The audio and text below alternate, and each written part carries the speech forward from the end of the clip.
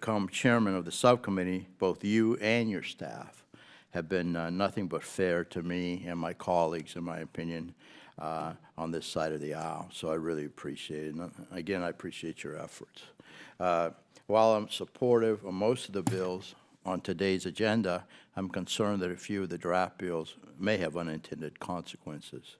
One of the draft bills on the agenda would extend new rules to accredited and GI Bill approved schools that convert from a for-profit tax status to a nonprofit tax status.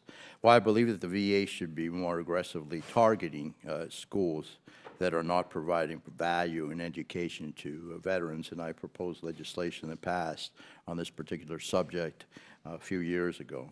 I agree with many of our witnesses today that there are better approaches available to solving this problem.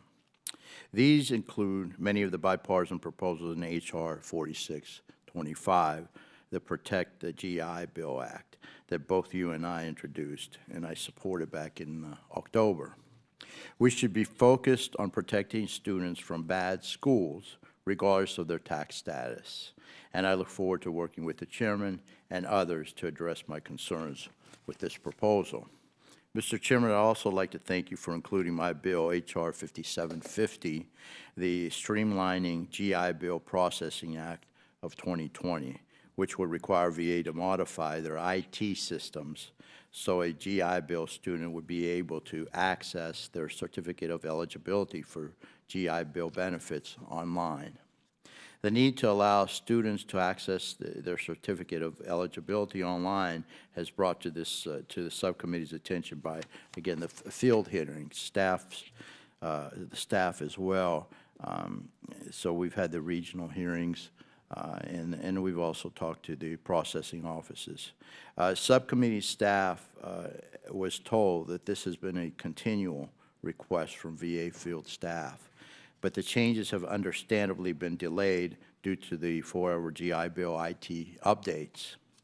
I'm confident that while there are IT costs associated with making this change, my bill will end up saving the government money and mailing and staff costs.